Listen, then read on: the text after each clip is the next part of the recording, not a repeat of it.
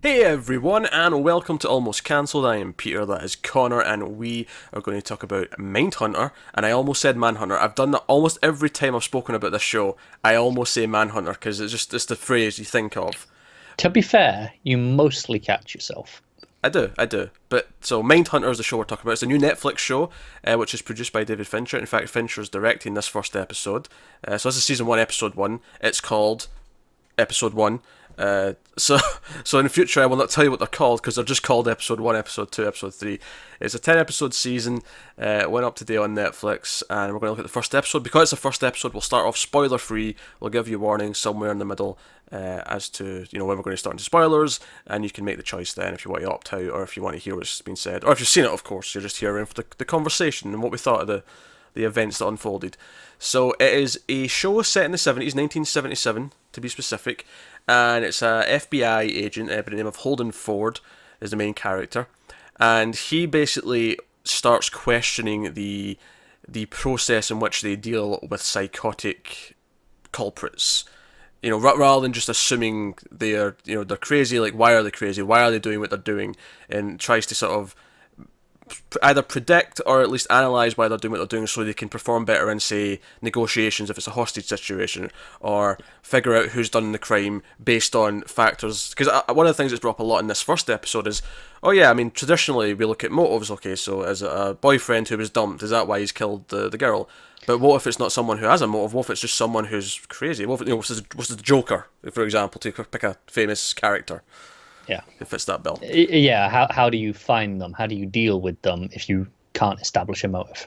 Yeah, and of course this is soon after the Manson family and high profile cases like that. It's kind of at this weird turning point. And another thing that's brought up as well is society being how it is, does that breed more criminals? Does that breed more people like this because the world itself doesn't make a whole lot of sense? Yeah. And I'm sure that's something I'll explore as well as it goes on. So the first episode is kind of the genesis of the character's idea to sort of look into these things a bit more. We see that he teaches at the Quantico. I was just thinking of the word at Quantico, which I remember well because of Scream Queen season 2 and Really? Special Agent What Denise. that's what made you remember Quantico. Yeah, because she says that she got trained at Quantico and she also learned things from the hit TV show Quantico. That's fair. I mean, come on, how can you not remember that? So he teaches there. He's an active agent, but he teaches there. He teaches classes on this kind of stuff. But he gets frustrated that he's not really. He feels like he's just hitting a wall. He doesn't really understand what he's talking about. He's pondering things, but he doesn't really have any great insight more than most people would. The only difference between him and the other FBI agents is that he seems to care that he doesn't know, and he wants to know more. He doesn't want to just shoot first and not ask questions. He wants to actually put some thought into it. So he ends up teaming up with this other agent who actually goes around the country training local law enforcement, so police stations, that kind of thing, and maybe giving them some insights into how they deal with this type of criminal. And they decide to sort of team up and see if they can kind of help each other out and what their goals are. And that's kind of the setup. That's kind of a lot of what the main plot is. There's all that stuff in the first episode about him. I'm seeing a new girlfriend and things like that. So we'll get into that stuff in spoilers. But in terms of the premise of the show, that's what this first episode sets up. Yeah, it's one of those strange things where we often say, "Oh, the first episode will be spoiler free for the first chunk." Yeah. But a lot of first episodes are just right. Let's establish the premise of the show, which anyone who's watched a trailer or read a synopsis already knows. Yeah, I mean, obviously there's some key details and moments that I've left out, which we'll get to, but that's the gist of the whole episode. Really, is setting all that stuff up, and and I think the first thing I'd say about if I'm talking about quality is that I think it is a very slow burn. I think if someone comes into this expecting a whiz bang, oh, they're hunting serial killers kind of show, they're going to immediately be left with an element of disappointment because it is not that. It is slower. It's more about the psychology and analysing it. It feels very much like an investigation. It moves slowly, especially at first, where you haven't got any information. Hell, at first we don't even have a crime. Like we're just right. I just mean in general, an investigation is very slow and methodical until it gets to the end where everything clicks together and you have all the information. Yeah.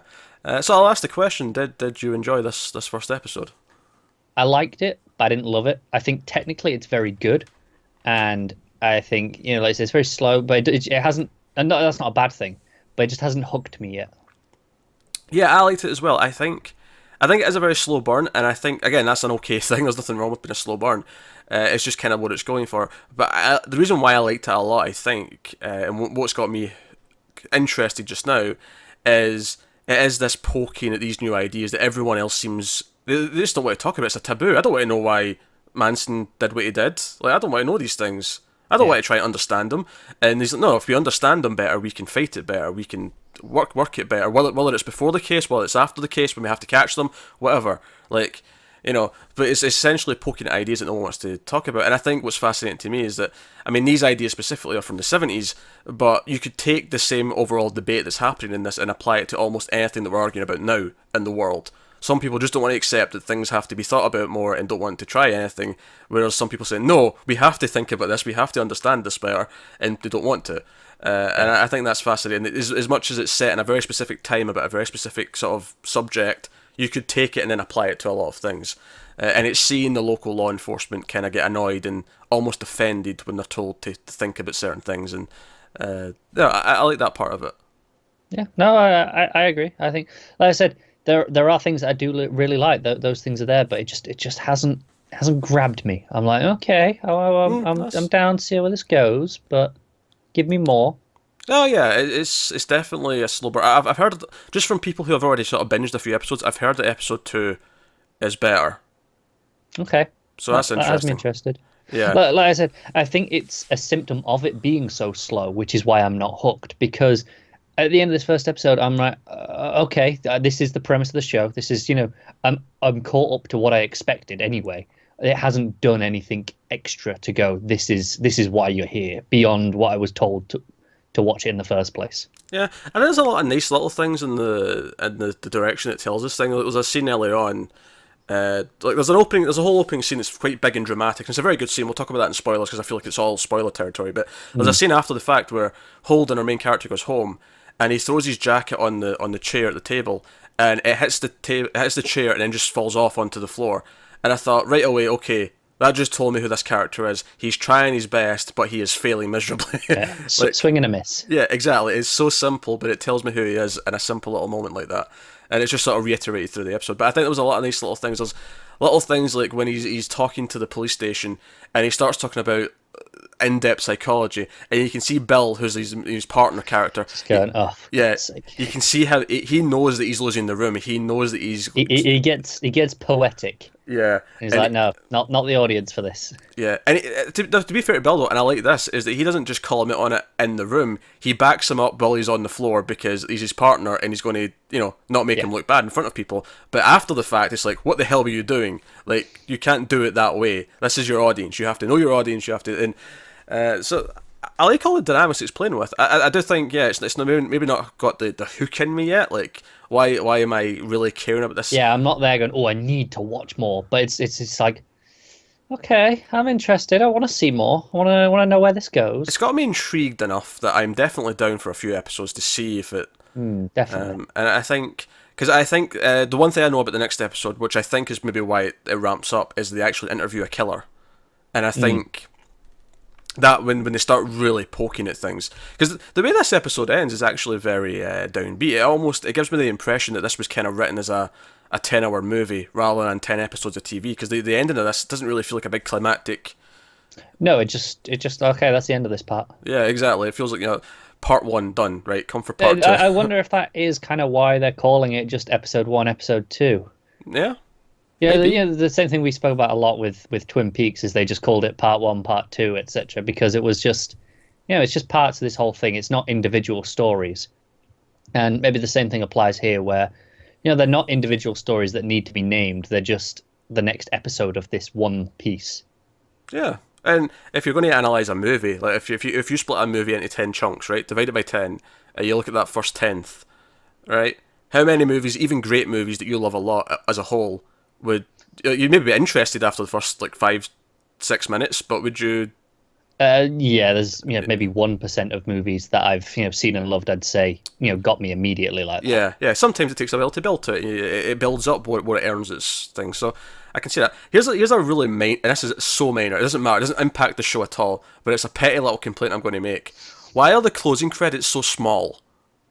Oh, I know. I was looking at it. I'm like, I almost thought I was zoomed out. I'm like, Yeah, do I need to zoom in on this? yeah. I was like checking my glasses. Did I need your glasses? What's happening? They're tiny. I was squinting in, going, what? How am I meant to read? I mean, I'm watching it on a 55-inch TV. It's not like I'm watching it on a little dinky Right, thing. right. I'm like, Saying my TV's what? a respectable enough size, and I'm going, what? Yeah, what's happening here? So that was weird. Speaking of just the screen, like the ratio, it's a wider ratio. It's not quite the full 2.40 movie anamorphic. Much closer than typical Netflix. Yeah, it's wider than normal Netflix. If I was going to guess, I'd maybe say it's about 220-1. Yeah. But that's just it's a Reasonable. guess. But it looks good. It looks of its time period. I loved at one point Holden takes his girlfriend to the movies, and they're seeing Dog Day Afternoon, which it plays into the plot a little bit because he's sort of analysing what's going on in that movie. It's a great movie, by the way, if you've not seen it. But they go to the movie and like just it feels so different from a modern movie theater, and it actually kind of it felt like at the Yeah, it time feels very period's down. authentic. Yeah.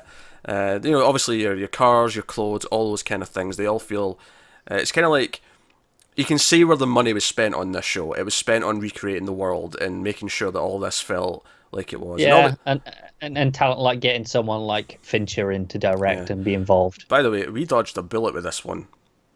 Oh, A couple of years ago, when this was first in development, they had another showrunner in mind for it. do not tell me it was Scott Buck. It was Scott Buck. Christ. I think it's safe to say if that had been the show that we ended up with today, we'd have watched this episode and gone, yeah, we're done. Yeah, we would have. We would have thrown it out the window immediately because it would be completely different and we'd hate it. Sure, it might be still be in the 70s. It might still have people talking about criminals, but it would be. That'd be it. Well, but they'd be saying the same thing 12 times. Yeah, because I think one of the things this does, and it's a very David Fincher, very Zodiac-esque thing where he'll have these scenes where Holden finishes his class and he walks over to this other guy's class and he just stands and watches this guy talk about the criminals for a little bit to what he says to his class, and it is a very kind of downbeat, just sort of slice of life little moment. Like it feels very, I almost feel like I'm in that building, just walking across the hallway and eavesdropping. Yeah, but it's very telling because it's a character moment of okay, but why is he doing this? What's he? What's he talking about for a start? Of course, why is he choosing to listen? Yeah, I think there's almost it's a very fine line because it could very quickly become a boring, dull thing, but it's this thing where it almost wants to capture that quiet sort of boredom of waiting for the details that you would have and I'm not doing this intentionally, but the hit television show Buffy the Vampire Slayer, I won't spoil it, but there's an episode that deals with a character's death, and the following episode it's won awards. I think it did, but it's very well Probably reviewed. should have done if it didn't. Yeah, like people talk about this episode as being one of the best artistically of the entire show because the whole point of the episode is that it deals with the boredom of the next day, waiting for ambulances, waiting around in the hospital, waiting around for to sign paperwork and all the little things you have to do, and almost just that quiet. And I almost feel like Fincher here, and to an extent something like Zodiac, which does get tense at times, and this as well. The opening scene's quite a tense, dramatic scene, but a lot of the rest of it is dealing with so how do people it almost I'm sure it's I'm sure it's not that authentic. I'm sure that people who actually work in the FBI or work for the FBI then would watch this and go, this is bullshit, this is bullshit, this is bullshit. But it feels authentic watching it because it doesn't feel like it's glossing everything up to a super Right, amount. that's it, isn't it? It feels like it feels realistic. Where it goes, this seems plausible. I can believe that this is how something was, even if it wasn't. It convinces me that it could have been.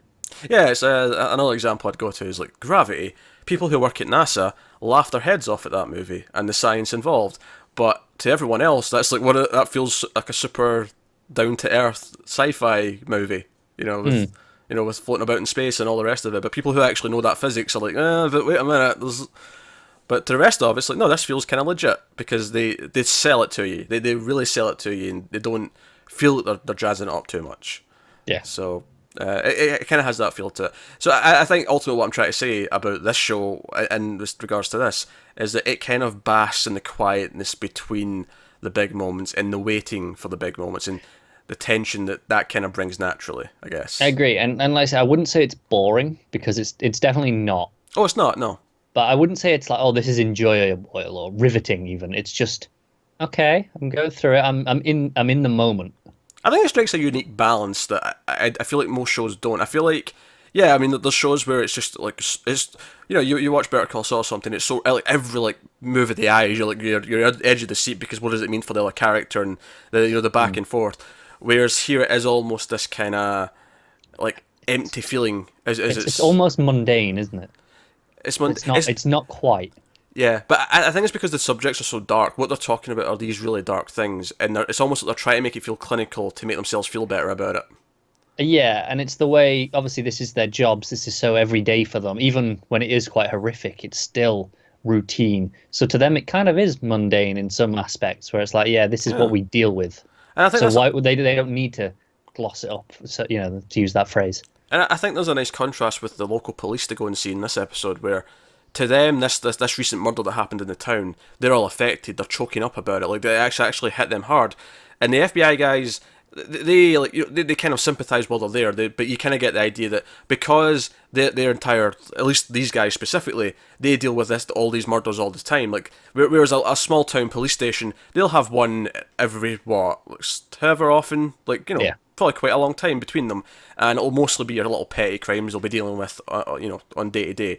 Whereas Holden and Bell, like that's all they're talking about is all the time, so they are almost more desensitized to it, and they are. Yeah, it kind of puts us in the seat of the police, the local law enforcement there, because we're there going, oh, this is kind of horrifying, and this should be really dramatic.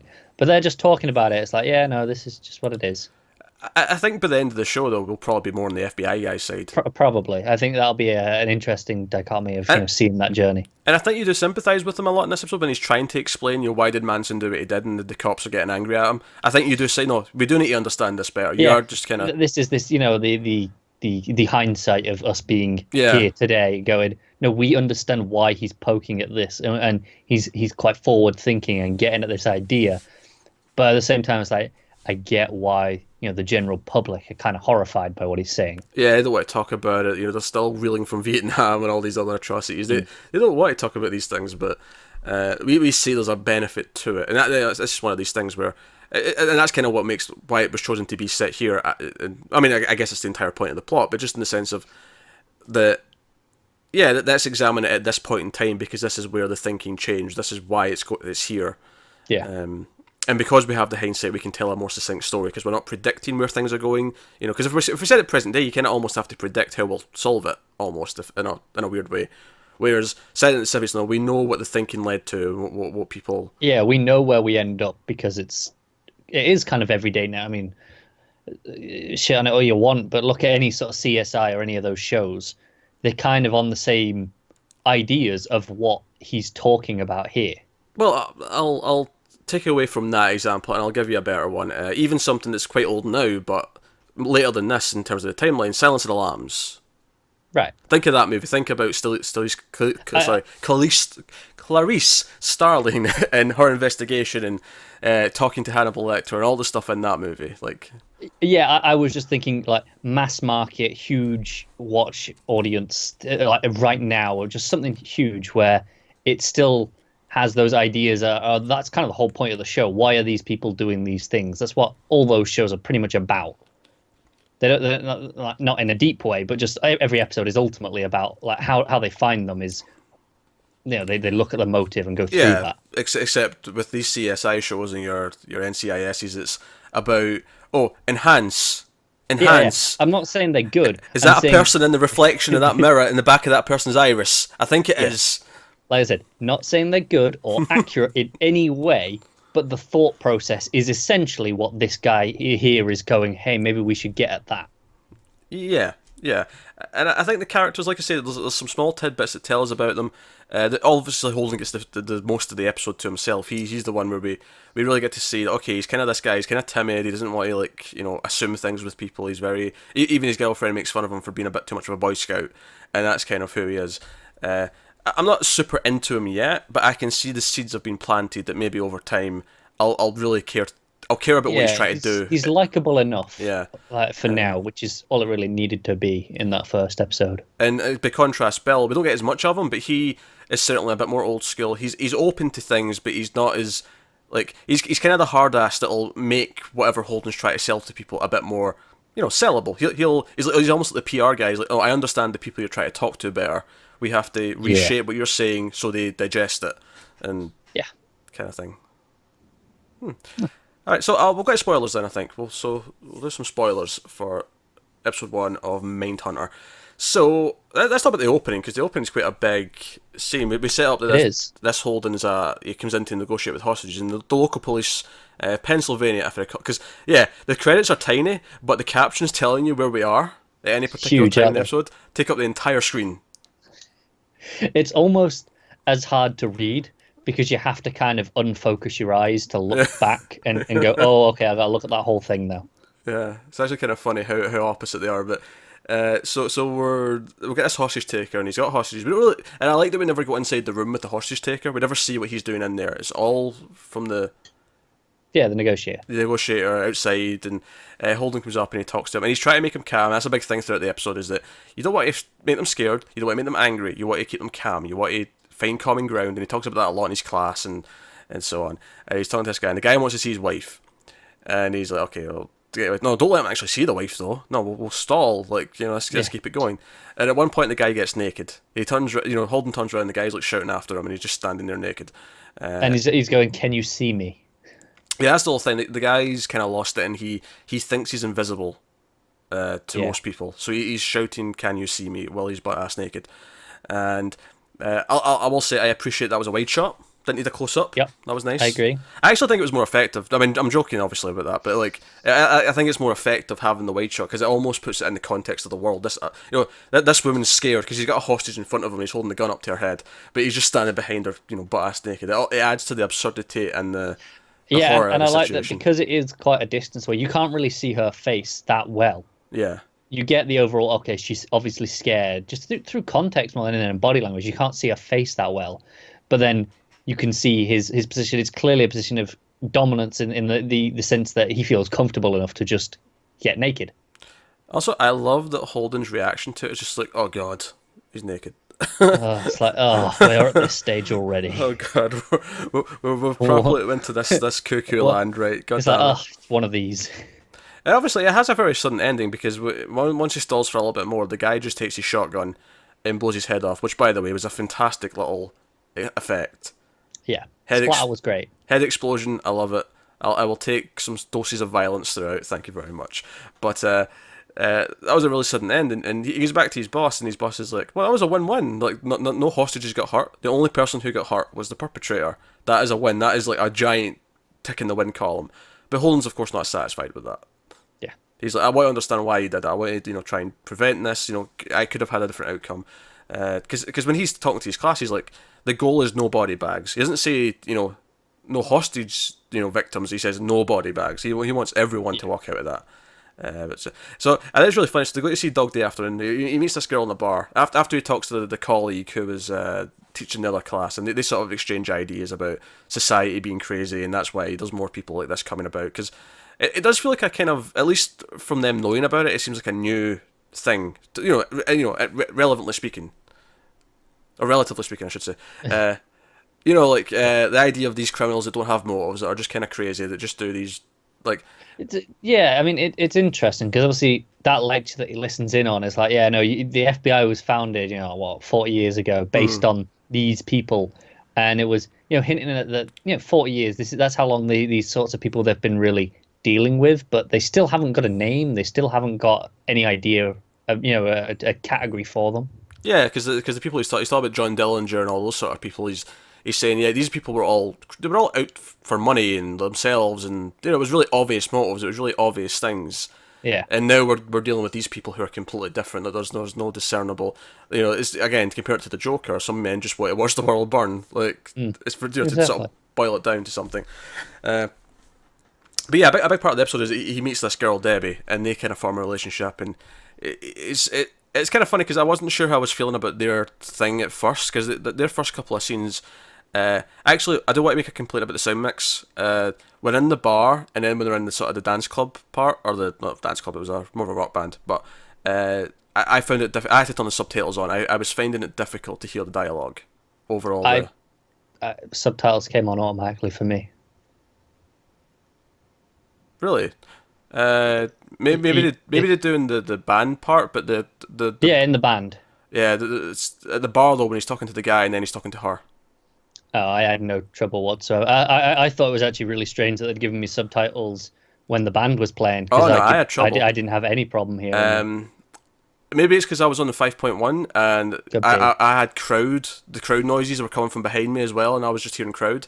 But I was having trouble hearing the dialogue. I had to turn subtitles on for those two scenes. Yeah, I wasn't on the 5.1, which is actually one of my major gripes with Netflix as a whole is that it doesn't let me default to having the 2.0. It defaults me to the 5.1 regardless.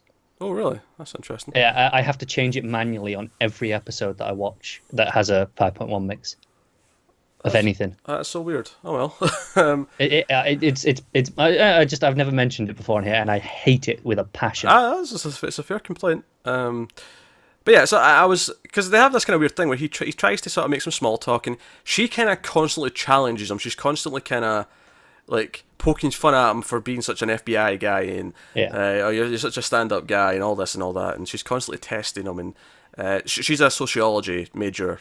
She's doing postgrad. She's on her way to her PhD. So the stuff she's talking about is actually kind of advanced. Yeah, but it's that's what I was going to say. I was going to say that it's kind of actually connected to what he's poking at as well. It's they kind of intermingle because it's about because crime is part of sociology, like Yeah. and they sort of discuss that, and they have this relationship, and I think there's maybe a bit too much time given to them in this. If you were going to cut this episode down, it's a full hour long.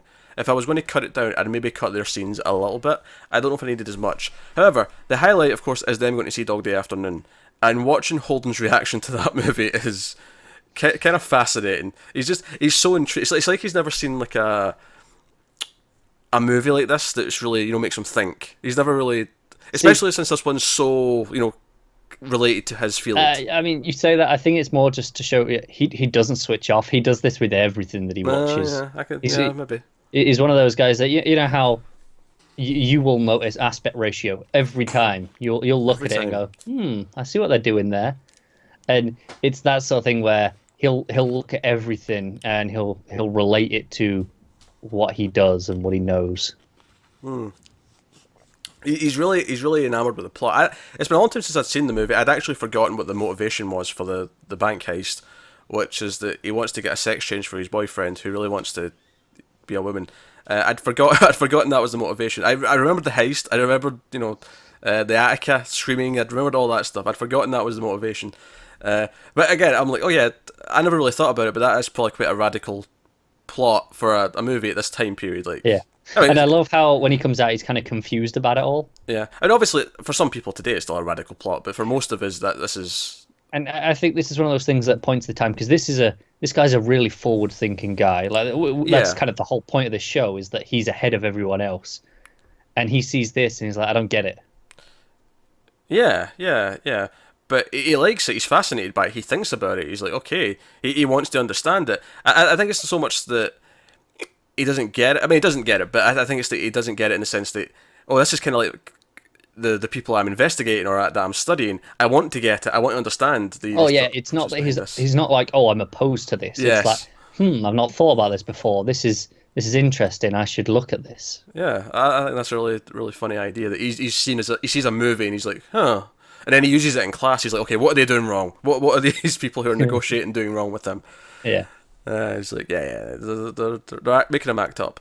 So it's actually not until after all this that he finally meets Bill. It's after the head FBI guy, I didn't quite catch his name, but he like sees some of his class. He's got his students doing like role play, hostage situations, and he's almost appalled. He's an old timer. He's like, what's all this newfangled? Because they even talk about in this scene how the FBI typically recruits accountants and stuff like that. And they talk about how they don't want any of this stuff. They don't care about psychology. They just want results and numbers. Yeah, which is funny because I think most people now probably think of the FBI as more what's become. Yeah. I don't think of Agent Dale Cooper coming into Twin Peaks because he's just there to shoot people in the face. He's there to understand it and help the police, because it's not the sort of crime that they typically have to deal with, because it's weirder, it's got more to it, it's more serious. So that's fascinating. But he meets Bill and they end up making, okay, maybe we can help each other out, and we cut to this other town. I think Virginia, but it could be. There's a lot of location jumping. I don't remember where was where. Yeah, but they go to this police station, and like I say, they've recently had this crime, and he's giving this lecture to the And I think station. that's one of those moments where you realize just how mundane these sort of crimes are to them. Because the woman's like, oh, that we're FBI, and the woman's like, oh, you're here for this? We really want your help with this. And they're just like, no, we're just here to give a talk. They don't even admit they're FBI, because he even says in the car before they get out, don't tell them, whatever you do not say we're from the FBI. That's it, yeah. But it's very, like, yeah, we're not really interested. They're very nonchalant about the whole thing, aren't they? Yeah. And they go on, obviously, I was surprised we got multiple scenes with the same station. I thought we were going to go to a different station for the second little talk, but it's the same one again, and he tries the same thing again, but he tries to jazz it up a little more. He tries to, because after the first one, they have a talk about it. Right? Here's what you maybe could try to do better. That's where he gets really poetic and talks about Shakespeare and. Yeah. He's like, don't make it too complicated. What's wrong with complicated? There's a difference between complicated and too complicated. Baby steps. That's right. Yeah, and then the next day he tries to talk about Manson, because they understand Manson. That's a big famous case. They all know about it. And it turns out one of the detectives, one of the older guys, he was actually used to be in the LAPD, and he didn't work the case, but he knew all the people who did. He knew all the cops that were in that case. So when he starts talking about Manson, and he starts talking about his past, and like, oh, he had this upbringing, he was beaten as a child, he did this, and he starts to maybe question that was incarcerated at that young age. Are we partly responsible? Did we kind of put him in that place where we made, to an extent, who he was? She's kind of, that's still a very relevant idea now. Yeah, I mean, The Night Of was only like last year, and that entire show was about, does going through the system make things worse? Yeah, especially if you're someone who, like, sure, I think there's people who are just completely, they're far gone, that, the system's not making them any worse than they were. But in that show specifically, this was someone who was falsely accused and became more of a criminal because he went through the system. And it applies to, little petty crimes as well. Do they get worse? That's the sort of thing that it was looking at. Yeah, you're almost branding them as part of that lifestyle, so they almost just kind of fall into it. And that's a very simplified look at the theory, but that's kind of the gist of it. And he sort of questions that, and they get really offended, especially the guy who knew the people who worked on the case. Is like, this is the awful things he did. Because he's kind of insinuating that they missed things that they should have done better. Yeah, and that's not really what he's saying. It's not what he's saying, but that's how he thinks that he's saying. Yeah, they get offended because that's what it feels like. When really all he's saying is, okay, now that this has happened, let's look at it and understand it better, so that maybe next time someone like this is around, maybe we can do something better. Yeah, Holden's talking about it as a societal problem, like, yes. Going, oh, look at all these factors that built up to this, but the guy who worked on it is like feels like, no, you're attacking us for not doing our job properly. Yeah, and then of course the opinion that he was just born that way comes up. Like that's something that's kind of, and yeah, I mean that's a very old-fashioned notion that someone's just born evil. Yeah, and it's great for a horror movie. I love Halloween because Michael Myers is just evil incarnate. There's no reason for it. But even someone who is mentally unstable, like if they're in the proper place to be taken care of, arguably they shouldn't be in a situation where they'll do anything too bad. Yeah, this boils down to nature versus nurture, doesn't it? Yeah. But that's just kind of what he's arguing. It's what he's arguing with these. And the funny thing is the detective afterwards does show up, when they're having dinner or whatever at the local diner, and he's like, we've got this case, and he wants to help, despite the fact that he's had he even apologises. He's like, oh, I didn't mean to embarrass anyone, and he's like, but this case, and again, it's back to this murder of this mother and son that's got the town shook, and he's like, can you help me out? Can we talk about this? And they're like, yeah, we'll do whatever we can. And he shows them the crime photos, and it's just very, very dark, violent crime. It's that whoever did this, he made the son watch the mother be not raped physically, but molested with a broom handle. Yes, which is how she died. And then he did the same thing to the son. They both died with broom handles, in the rear. Yes. I'm trying to think of a clinical way of saying that. It's almost hard. They were anally stabbed with a broomstick. Yeah, that's as clinical as you're going to get. They were killed in the rectum with a broomstick. That'll do. There you go. That's a bit more clinical. But like, so he's horrified as he's saying this, and they're pretty horrified to say it's a dark crime. I mean, you see the photos and you see like, the blood coming from that part of the body, and it's like, oh man, this is really sick, and Holden starts asking the right questions, like, was this about the mother? Like, he made the kid watch. That was part of this, and he's like, well, do you have any suspects? He's like, no, there was no fingerprints, there was no footprints, there was no hairs, no hair, DNA. nothing. And he's like, well, this was premeditated. This was not a spur of the moment. This guy planned this. He Yeah, had it's gloves. not a crime of passion because Yeah. yeah, that's too clean. This is something he built up to, worked up to, and did. And so far, I mean, not that we're criminal experts, but I'm like, yeah, this all makes sense to me. This, Yeah, and then he starts talking about the broom. It's like, okay, well, the broom's clearly the recurring motif between the two of them. Was there something special about that? And it's like, okay, that was the broom that she used where she worked. It's like, okay, so is it about where she worked? And she worked at the church, yeah. And then that's when the detective starts, because it's like he's going along with it so much, and then he gets really kind of offended when, like, they start to bring this into it. He gets really upset about it. He especially gets upset when Holden kind of admits that he can't figure it out. He's like, he thinks the broom's important, but he can't really say why. Yeah, and it was like, what's the point of you if you don't know the answer? Yeah, but that's the kind of Holden's whole thing, is he wants to try and understand these things better so he can figure these things out. He can, criminal psychology. I mean, that's essentially what this is the birth of. It's the birth of criminal psychology and the study of why people do these awful things. And yeah, and to me, I was actually thinking as the scene was going on, like, well, maybe it's not so much that the broom itself is significant. It's just that the act of putting it where it's going is significant. The act of Right, and I think that's obviously important as well. But I think he's questioning why the broom. Oh yeah, I guess I was just thinking maybe it's just what was handy. But then again, if he's planned it so meticulously, then maybe he knew he was going to use the broom. And he used the broom on both of them, so it would be a case of he didn't use something different. Yeah, that's true. Yeah, he made it, but then maybe that's the point. Well, maybe, and again, I'm sure it's probably going to be relevant in the next episode when they figure it out, because it just works better for a story that way. But to me, I'm thinking, well, what if it's not relevant that it's the broom, but it's just relevant that it's the same thing? That he got the kick out of using the same object on mother and son. Maybe that's the sick true. Part of it that he likes. In a way, I think the broom will be kind of the fact that it's a broom will be irrelevant, because that's what he fixated on, and I think him being wrong and understanding that he was wrong will be the interesting thing. Yeah, and it's sort of looking into that, but like he was making a lot of sense in these things, but certainly it feels like, because they say it's not sexual, but it's not sexual in that the guy wasn't. It wasn't just a simple, he wants sexual satisfaction, but it's certainly sexually motivated in some way. Like, the crime is very specific. Yeah. You would maybe, like, the quick assumption would be that the killer himself was sexually abused in some way, maybe as a young boy. Like, that.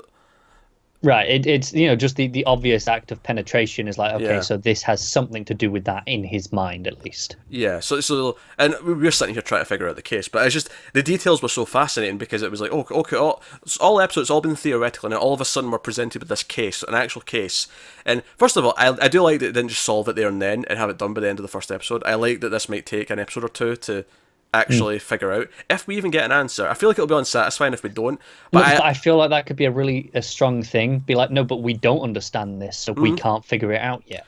Maybe going to talk to the killer in episode, not the killer of this, but just this other killer. We'll give them ideas that can then apply to this case. Which, funnily enough, is very Silence of the Lambs. It's very go and speak to Hannibal Lecter and it is, yeah. Understand the mind a little bit. So I'm actually looking forward to that and seeing how that plays. But no, so and that's kind of the end of the episode. Is he's like, the cop gets really upset. They leave, and it's like they almost have a fight and say, oh, maybe this isn't working out. But we'll see what we can do. And that's basically just they drive off, and it's kind of a quiet moment. But other small part I wanted to mention in the class when he's teaching the hostage situations and he's debating with the students. And they're like, why are we doing this? Because they go into character too much, and they start using lots of racial language and just various slurs to make it feel real. And it just felt racist that he assumed that the guy who was doing the bad thing was black. I just felt really, okay. I think it was another thing that was really telling of the time. Oh sure, that he didn't correct him though. Yeah, that's the thing. It's like I buy that people, obviously there's some people who would still do this and make this assumption, but the fact that he's the forward-thinking teacher didn't say, oh no, maybe that's a bit racist. He said, no, that's good, yeah, roleplay. He's like... get into the character. He didn't go, but why? He didn't question any of those things, which is ironic. That's kind of his whole thing. Yeah, but like you say, it's kind of like, it's playing kind of true to the time. It made it feel just a little bit more authentic. But the part I really want to point out, though, is that when they're debating, why are we doing this, aren't we like the last response? Like we get called in because everything else has failed. Shouldn't we just be shooting them? like a weird tactical response. He's like, wouldn't you rather do something else? He's like, no. And why? Why wouldn't you want to do something else? Shooting them seems safer. And that's his response. It's the easy answer. It's the idea that he's going to be fought all the way through this process because the other thing is just easier. Yeah, I appreciate how honest the kid was there. It's like, oh, this seems safer. Like, why are we risking things where we can just be, very easy about this? Yeah, I think the honest answer to that is it's not so much about the situation itself, but the one person. It's more about, well, if we don't understand that this could keep happening more frequently because we don't understand why it's happening. Yeah. So again, he's thinking of it from a larger scale, where are we going as a society, whereas the kid's just thinking, no, in this one situation, this is just safer to shoot the guy and just not worry about it. Yeah, definitely. And that's the debate. So, but no, like I say, I think there's a lot of meat to chew on. It definitely is slow paced. It's definitely, maybe not completely hooked as yet, but I'm excited to see. Yeah, there's enough there that I want to see what's next. Even though I'm not. It's not a must. I need to go and watch the next one right now. But I'm like, okay. I don't want to see. I will say I actually really like the music. Thought there was some really nice stuff in there. Yeah, I didn't notice it super much, but I think that's okay because it is kind of a bit more of a downbeat kind of thing. Yeah, it was a very very soft stuff, kind of very mellow, but it was always really textural. Really had a nice, So it's such a snob right now. No, I just mean it always fit the scene. Like I said, you didn't really notice it because it kind of just blends in. Had texture. Yeah. Pretty much the first thing you spoke about was aspect ratios. Now that adds texture. You can feel it. You can actually physically feel it in your hands, the texture. God, you're a knob. Okay, so that's the first. I think actually one a day. This is actually quite a nice pace, which we should hopefully more or less hit at various times. But that has been the first Mindhunter. So let us know what you thought of the episode in the comments below. Like, subscribe, all that stuff. Get us on Twitter at mild_fuzz. If you want to support the channel and everything we do here and keep us going, head over to patreon.com/mildfuzztv. Related note, YouTube just recently decided that most of our content was unsuitable for most advertisers, so we are making... Yes, that's probably because we're talking about serial killers. Yeah, because that makes it on... Yeah, sure. Okay, maybe this one at a push. Even then, we kept this pretty... Like, sure, we're talking about rectums for a minute, but that was clinical talk. It was, yeah, we were keeping that medical. Yes. So, aye, so keep that in mind, and if you want to support us to Patreon, yeah, thank you very much. Links in the description for that sort of stuff in the corner as well. But otherwise, that is us. So thank you once again for watching. We'll see you next time. Keep watching TV. Have you got any vanilla?